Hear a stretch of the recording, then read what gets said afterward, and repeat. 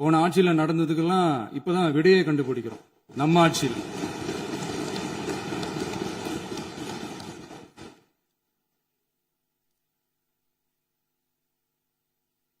இந்த போதைப் பொருள் நடமாட்டம் தாறுமாற அப்படியே பரவி கொட்டி கிடக்குது.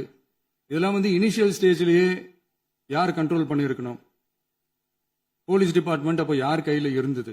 இத்தனை கேள்வி நம்மளை பார்த்து கேட்கறாங்களே, ஒரே ஒரு கேள்விதான் நான் கேட்கணும்னு தோணுது.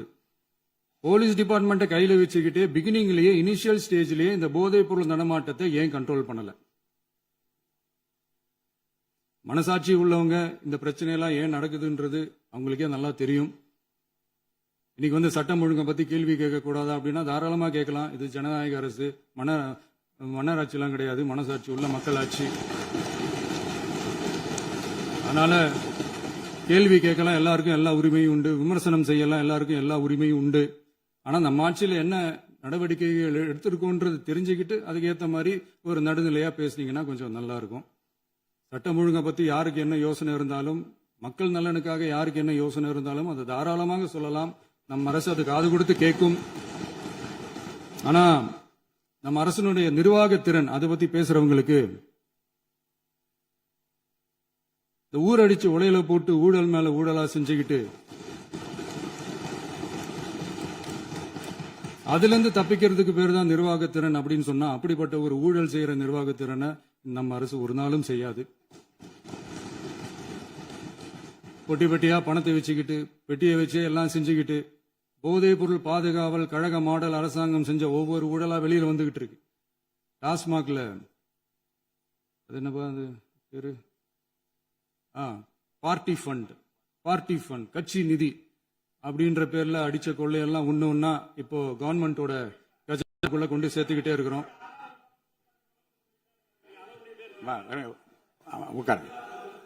மாண்புமிகு முதல்வர்கள் பதில் உரைக்கு பிறகு முதல்வர் பதிலுக்கு பிறகு நேரம் தரேன். அப்ப பேசட்டும், அவங்க பேசட்டும், அவங்கள பேச அனுமதி. உட்காருங்க உட்காருங்க.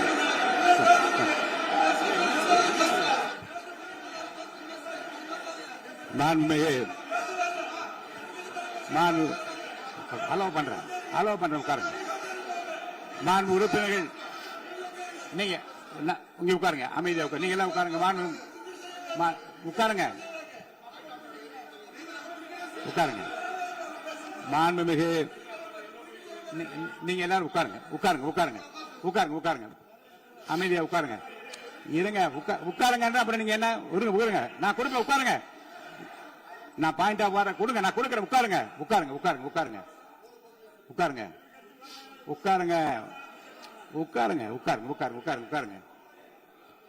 மாண்புமிகு முதல்வர் அவர்கள்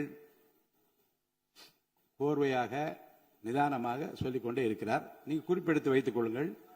பேசி முடித்தவுடன் நான் உங்களுக்கு அவகாசம் தருகிறேன். நீங்க ஒண்ணு சொல்லுங்க, என்ன என்பது நீங்க சொல்லுங்க. உங்க சொல்லுகிற வாய்ப்பை நான் உங்களுக்கு தருகிறேன். இப்பொழுது மாண்புமிகு முதலமைச்சர் உங்கள் உரையை தொடரலாம்.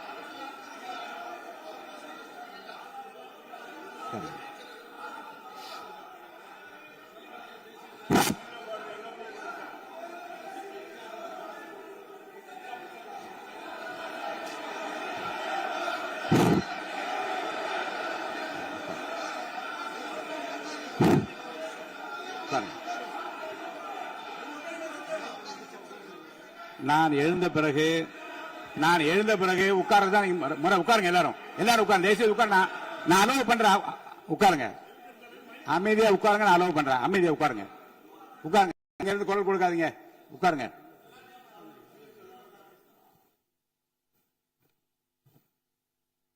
இனிமையான இந்த விவாதத்தில் இதுவரை குறுக்கீடுகள் இல்லாமல்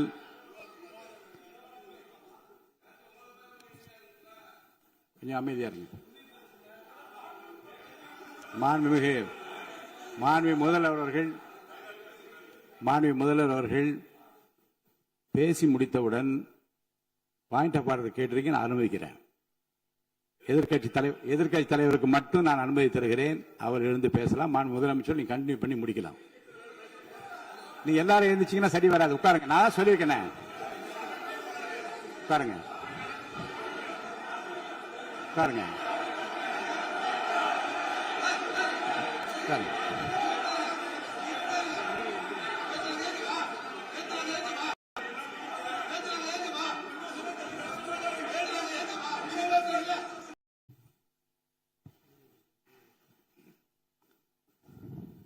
இரங்கல் குறிப்புகள். மாண்பு உறுப்பினர் திரு அர சக்கரபாணி.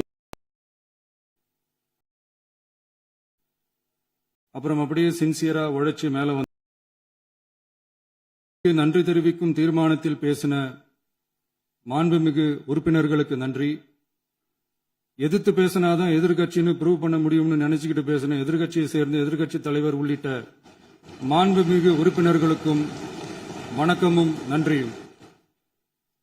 பதிலுரை வழங்குற அதே நேரத்தில் நம்மளை சட்டமன்ற உறுப்பினராக தேர்ந்தெடுத்த பெரம்பூர் தொகுதி மக்களுக்கு நம்மளோட நெஞ்சார்ந்த நன்றிகள்.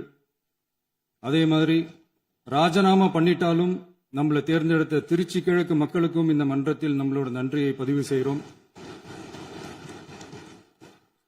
அப்புறம் நம்மளோட அரசியல் பயணத்தை பத்தியும் கொஞ்சம் பதிவு செய்ய விரும்புகிறோம். ஏதோ ஷூட்டிங்ல இருந்து நேரா வந்து சிஎம் ஆன மாதிரியே சில பேர் ஒரு இமேஜ் கிரியேட் பண்றாங்க. அவங்களுக்கு அவங்க ஆசைப்படுற லாங்குவேஜ்லயே சொல்றோம், அது வெறும் ரீல் தான், ரியல் கிடையாது. ஒரு சாதாரண நடிகனாத்தான் நம்ம கெரியர் தொடங்குச்சு. அப்புறம் அப்படியே சின்சியரா உழைச்சி மேல வந்தோம்.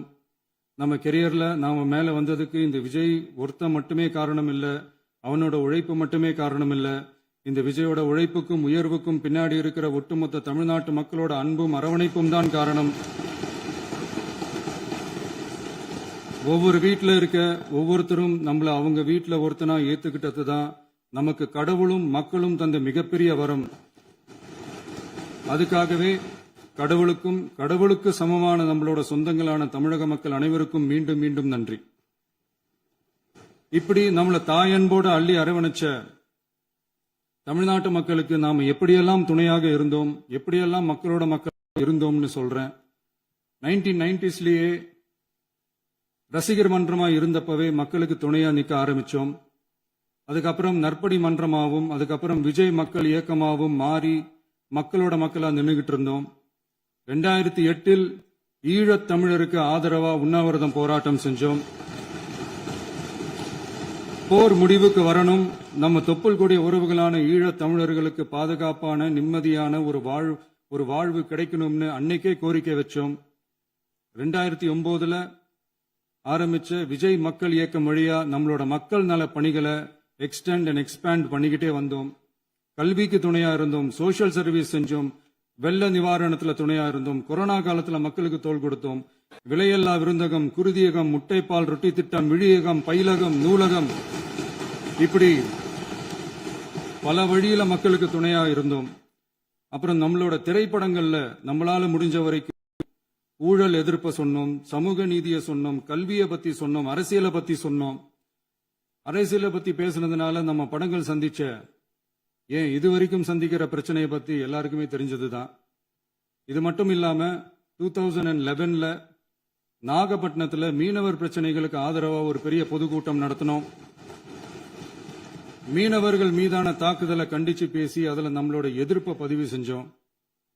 2017 ஜல்லிக்கட்டு போராட்டத்தில் தமிழர் பண்பாட்டு உரிமைக்கான நம்மளோட ஆதரவை தெரிவிச்சோம். 2018 ஸ்டெர்லைட் போராட்டம், துப்பாக்கி சூட்ல பாதிக்கப்பட்ட நம்ம சொந்தங்களை நேர்ல சந்திச்சு ஆறுதல் சொன்னோம். 2021 உள்ளாட்சி தேர்தலில் விஜய் மக்கள் இயக்க வேட்பாளர்கள் போட்டியிட்டு ஜெயிச்சாங்க. கல்வி விருது விழா நடத்தி சிறந்த மதிப்பெண் பெற்ற மாணவ மாணவிகளுக்கு ஊக்கத்தொகையும் பரிசும் கொடுத்தோம். 2024 தமிழக வெற்றி கழகம் ஆரம்பிச்ச உடனேயே CAA-வை எதிர்த்து அறிக்கை விட்டோம். அரசியல் கட்சி ஆரம்பிச்சு விழுப்புரம் மாவட்டத்தில் விக்கிரவாண்டியில நம்மளோட முதல் மாநில மாநாட்டிய வெற்றி கொள்கை திருவிழாவை நடத்தினோம். தந்தை பெரியார், பெருந்தலைவர் காமராஜர், அண்ணல் அம்பேத்கர், வீரமங்கை வேலுநாச்சியார், மக்கள் சேவகர் அஞ்சலை அம்மாள்னு நம்மளோட 5 கொள்கை தலைவர்கள் அறிவிச்சோம். இந்தியாவிலே 2 பெண் ஆளுமைகளை கொள்கை தலைவர்கள் அறிவிச்ச ஒரே கட்சி நம்ம டிவிக்கு மட்டும்தான் என்ற பெருமையோடு அறிவிச்சோம். பெரியார் சொன்ன மாதிரியே அவர் சொன்னதுல நமக்கு ஏற்புடையதை மட்டும் எடுத்துக்கிட்டோம். அவரோட கடவுள் மறுப்பு கொள்கையில நமக்கு உடன்பாடு இல்லைன்னு ஓப்பனா அறிவிச்சோம். நமக்கு கடவுள் நம்பிக்கை உண்டுன்னு அறிவிச்சோம். யாரோட நம்பிக்கைக்கும் நாம் எதிரானவங்க இல்லைன்னு தெளிவா அறிவிச்சோம். பெண் கல்வி, பெண்கள் முன்னேற்றம், சமூக சீர்திருத்தம், சமூக நீதி, இப்படி பெரியாரோட கருத்துக்களை நிறையவே ஏத்துக்கிட்டோம்னு அறிவிச்சோம். அண்ணல் அம்பேத்கரோட சம வாய்ப்பு, சம நீதி, சமத்துவத்தை ஃபாலோ பண்ணுவோம்னு அறிவிச்சோம். பெருந்தலைவர் காமராஜரோட மதச்சார்பின்மையை ஏத்துக்கிட்டதோட அவரோட நேர்மையான நிர்வாகத்தையே ஒரு கொள்கையா ஏத்துக்கிட்டோம்னு அறிவிச்சோம். வீரமங்கை வேலு நாச்சியாரோட மண் மீட்பையும் சமூக நல்லிணக்கத்தையும் பின்பற்றுவோம்னு அறிவிச்சோம். மக்கள் சேவகர் அஞ்சலை அம்மாளோட விடுதலை வேட்கையையும் மக்களோட வாழ்வாதாரத்துக்காக உறுதியாக நிற்கிறதையும் பின்பற்றுவோம்னு சொன்னோம். எல்லாருக்கும் எல்லாமும் கிடைக்கணும், எம் மதமும் நம் மதம்னு சொல்லி மதச்சார்பற்ற சமூக நீதி தான் நம்ம கொள்கைன்னு அறிவிச்சோம்.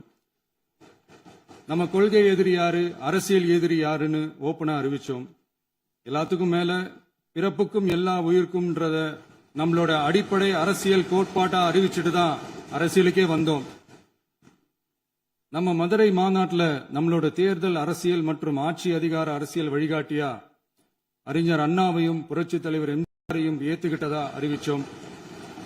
அப்புறம் இன்னனையும் நாம இங்க பதிவு செஞ்சே ஆகணும். எல்லாரும் கட்சி ஆரம்பிச்சுட்டு தான் ஒவ்வொரு வீட்டுக்குள்ளேயும் போவாங்க. ஆனா நாம ஒவ்வொரு வீட்டுக்குள்ளேயும் போனதுக்கு அப்புறம் தான் கட்சியவே ஆரம்பிச்சிருக்கிறோம்.